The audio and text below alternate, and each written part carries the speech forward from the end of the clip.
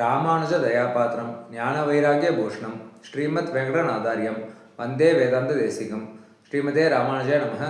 அனைவருக்கும் அடையுடைய நமஸ்காரங்கள். அடைக்கலப்பத்தின் 6வது பாசுரத்தை இன்று நாம் அனுபவிக்க இருக்கின்றோம். போன பாசுரத்தில் ஒரு 5 அங்கங்கள் சொல்லியிருந்தார் சரணாகதர்களுக்கு. இந்த அங்கங்கள்லாம் இருக்கணும் அப்படின்ட்டுன்னு. ஆனுகூலசிய சங்கல்ப, பெருமாளுக்கு பிடிச்சதை மட்டுமே செய்யறது. பிராதிகூலசிய வர்ஜனம், பிடிக்காததை தவிர்ப்பது. கோபிருத்துவ வர்ணம், வியன் காவல் அப்படின்னு சொன்னார் இல்லையா, அந்த பிரார்த்தனை பண்ணுறது பெருமாள்கிட்ட, நீ தான் என்னை ரட்சிக்கணும் அப்படின்ட்டுன்னு. மகா விஸ்வாசம், நீ தான் என்னை காப்பாற்றுவ, எனக்கு நான் சரணாகதி பண்ணிட்டேன், எனக்கு வேறு புகழ் இல்லை அப்படின்னு சொல்லி பெருமாள்கிட்ட அந்த நம்பிக்கையோடு இருக்கிறது. கார்பண்யம், எனக்கு வேறு புகழ் இல்லை, வேறு கைமுதல் இல்லை, கைமுதலும் இல்லை, வேறு புகழும் இல்லை, நீ தான் என்னை ரட்சிக்கணும் அப்படின்றது கார்பண்யம். அது சொன்னார். இப்போது ஒரு விஷயம் என்னன்னாக்க, சரணாகதி ஒரு சுலபமான முறை தான், எளிமையான ஒரு முறை தான், அதில் எந்த சந்தேகமும் கிடையாது. ஆனால் அது பண்ணுறதுக்கும் ஒரு பாக்கியம் வேணும். அது எல்லாருக்கும் கிட்டாது, அது அவ்வளவு சுலபம் அல்ல. அது நம்ம நினச்சா பண்ணுறது இல்லை, பெருமாள் நினச்சா தான் நம்ம போய் சரணாகதி பண்ண முடியும். சில பேரால் அதை பண்ண முடியறதில்லை. ஸோ அவள் சுவாமி தேசிகனுக்கு போய் கேட்டாள், நாங்கள் எங்களால் சரணாகதி பண்ண முடியல, நீங்கள் சொன்னால் போல் என்ன பண்ணலாம் அப்படின்ட்டுன்னு. சுவாமி தேசிகன் என்ன சொன்னார், கவலையப்படாதப்பா, 4 விதமாக சரணாகதி பண்ணலாம், நான் 4 முறைகளையும் உனக்கு நான் இப்போ விண்ணப்பிக்கிறேன் அப்படின்னு சொல்லி 6வது பாசுரத்தில் சொல்கிறார். பாசுரத்தை பார்க்கலாம். அளவுடையார் அடைந்தார்க்கும் அதனுரையே கொண்டவர்க்கும் வளவு உரை தந்தவன் அருளே மன்னிய மாதவத்தோர்க்கும் களவொழிவார் எமரென்ன இசைந்தவர்க்கும் காவலராம் துவளமுடி அருள்வரதர் துவக்கில் என்னை வைத்தேனே. இது பாசுரம். இதில் ஒரு 4 விதமான சரணாகதியை சொல்கிறார். ஒன்று ஸ்வனிஷ்டை அப்படின்னு சொல்லுவா. 2வது உக்தி நிஷ்டை அப்படின்னு சொல்லுவா. 3வது ஆச்சாரிய நிஷ்டை. 4வது பாகவத நிஷ்டை. இந்த 4 முறையில் எந்த முறையில் வேணாலும் நம்ம சரணாகதி பண்ணலாம் அப்படின்றது. ஸ்வனிஷ்டை அப்படின்னாக்க அவளுக்கு எல்லா விஷயமுமே தெரியும், அங்கங்கள் தெரியும், பெருமாளை பற்றி தெரியும், சரணாகதி பற்றி தெரியும், அந்த பலன் எவ்வளோ பெரிய உயர்ந்த பலன் அப்படின்றது தெரியும். அவள் போயிட்டு அவளே போய் சரணாகதி பண்ணிக்கலாம், தங்களே போய் பண்ணிக்கலாம், எந்த ஒரு வேறு யாரையும் எதிர்பார்க்காம அவளே போய் போய் பண்ணிக்கலாம். அது ஸ்வனிஷ்டை அப்படின்னு சொல்லுவா சம்பிரதாயத்தில். 2வது உக்தி நிஷ்டை. உக்தி நிஷ்டைனாக்க விஷயம் தெரியாது, ஆனால் ஆசை இருக்குது பெருமாளை போய் அடையணும் அப்படின்ட்டுன்னு.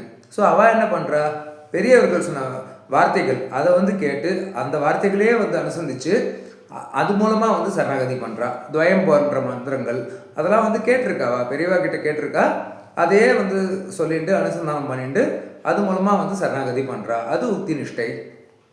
3வது ஆச்சாரிய நிஷ்டை. ஒரு ஆச்சாரியனை போய் அடிபணிஞ்சு அவர் சரணாகதி பண்ணுறச்ச நம்ம சார்பாக ஆச்சாரியனே சரணாகதி பண்ணுறார். இவன் வந்துட்டுருக்கான், இவனை நீ தான் காப்பாற்றணும் அப்படின்றது. 4வது பாகவத நிஷ்டை. இப்போ ஆச்சாரியனை போய் அணுக முடியல, நமக்கு கொஞ்சம் கன்ஸ்ட்ரெயின்ஸ் இருக்குது அப்படின்ற பட்சத்தில் ஒரு பாகவதரை போய் அடிபணிஞ்சாக்க அவர் நம்ம சார்பாக சரணாகதி பண்ணி வைக்கிறார்.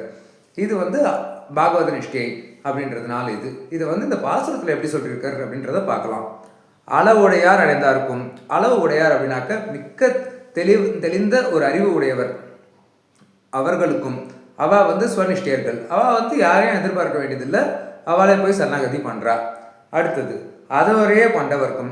அதனுரையே கொண்டவர்க்கும் அப்படின்னாக்க பெரியவர்கள், அவளுடைய ஞானிகள், அவளாம் உரை செய்த வார்த்தைகள், அந்த வார்த்தைகளை வச்சுட்டு அவள் அதையே அனுசந்தானம் பண்ணிட்டு சரணாகதி பண்ணுறா. 3வது வளவு உரை தந்தவன் அருளே. வளவு உரை தந்தவன் அப்படின்னாக்க நமக்கு மந்திரங்கள் அர்த்தங்கள் அதெல்லாம் உபதேசித்த ஆச்சாரியர்.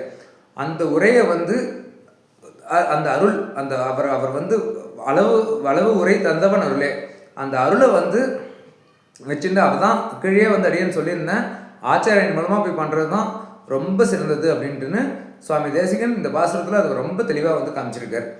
வளவு உரை தந்தவன் அருளே மன்னிய, இங்கே மட்டும்தான் பாருங்கள் மா தவத்தோர்க்கம் அப்படின்னு போட்டிருக்காரு. தவத்தோர்க்கம் போடல, மா தவத்தோர்க்கம் போட்டிருக்கார். ஏன்னா அவள் மகாபாகியசாலிகள். ஒரு ஆச்சாரியன் மூலமாக சரணாகதி பண்ணுறவா ரொம்ப ரொம்ப பாகியசாலிகள், அதை தான் சொல்லியிருக்கார். ஸோ இப்போ ஆச்சாரிய நிஷ்டை ஆகிடுது, ஸ்வநிஷ்டையை ஆகிடுது, உக்தி நிஷ்டையை ஆகிடுது, ஆச்சாரிய நிஷ்டை ஆகிடுது. அடுத்து பாகவத நிஷ்டையில் என்ன சொல்கிறார் பார்க்கலாம். களவு ஒழிவார் எமரென்ன இசைந்தவர்க்கும். களவு அப்படின்னாக்க திருட்டுன்னு அர்த்தம். என்ன திருட்டு அப்படின்னாக்க, இந்த ஆத்மா பகவானுது, ஆனால் என்னுடைய ஆத்மா அடியன் நினச்சிட்டு இருக்கேன் இல்லையா, அது திருட்டு, அது ரொம்ப திருட்டு.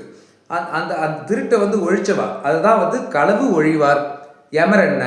அது மாதிரி அந்த ஆத்மா வந்து பகவான்னு புரிஞ்சுக்கிட்டு இருக்கிற பாகவதர்கள் அவா கிட்ட வந்து அவா மூலமா வந்து சரணாகதி பண்றவா, அவளுக்கு இசைந்தவர். அதுதான் வந்து களவு ஒழிவார் யமரென்ன இசைந்தவர்க்கும். இவா எல்லாருக்குமே நீ எந்த வழியில் வேணாலும் சரணாகதி பண்ணு, இவா எல்லாருக்குமே வந்து காவலர். காவலர்னாக்க ரக்ஷகன் அப்படின்னு சொல்லி அர்த்தம்.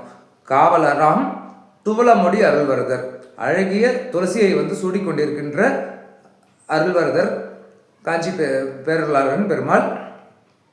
அவரை துவக்கில் என்னை வைத்தேனே. துவக்கில் அப்படின்னாக்க அவருடைய சம்பந்தம், எனக்கும் அவருக்கும் இருக்கிற சம்பந்தம், அதை வந்து நான் அறிஞ்சு கொண்டு அதை வந்து என்னை வைத்தேன்.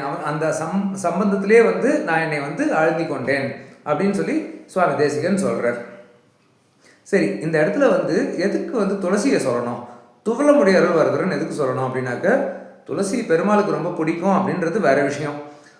ஆனால் அது எல்லாருக்குமே தெரியும், துளசினாக்க பகவானுக்கு வந்து ரொம்ப வந்து உகப்புடைய ஒரு விஷயம் அப்படின்றது. ஏன்னா திருவாராதனால வந்து கண்டிப்பாக வந்து துளசியை வந்து நம்ம பயன்படுத்தணும். அது ஒரு பக்கம் இருக்க, துளசிக்கு சில கட்டுப்பாடுகள் இருக்குது. இப்போ கிழமைகள் அப்படின்னு பார்த்தா செவ்வாய்க்கிழமை, வெள்ளிக்கிழமை, ஞாயிற்றுக்கிழமை துளசியை பறிக்கக்கூடாது. திதி அப்படின்ட்டு பார்த்தாக்க துவாதசி, பௌர்ணமி, அமாவாசை இது போன்ற நாட்களில் வந்து துளசியை வந்து பறிக்கக்கூடாது. சரி, இப்போ இதெல்லாமே கொஞ்சம் வரிசையாக வந்துடுதுன்னு வைங்க. மாசப்பருப்பு அது போன்ற நாட்களில் வந்து துளசியை பறிக்கக்கூடாது. இப்போ இது எல்லாமே வரிசையாக வந்துடுது அப்படின்னா என்ன பண்ணலான்னாக்கா, சாஸ்திரத்தில் என்ன சொல்லியிருக்கா, துளசிக்கு எக்ஸ்பைரி டேட்டே கிடையாது. ஒரு வாரம் முன்னாடி நீங்கள் பறித்து வச்சுக்கோங்க, அதை வந்து இன்றைக்கி பெருமாளுக்கு சமர்ப்பிக்கலாம். அப்படி தான். ஏன்னா அவ்வளோ உகப்பு. வாடி போன துளசியாக இருந்தாலும் பரவாயில்ல, பெருமாள் வந்து திருப்தி அடைவர்.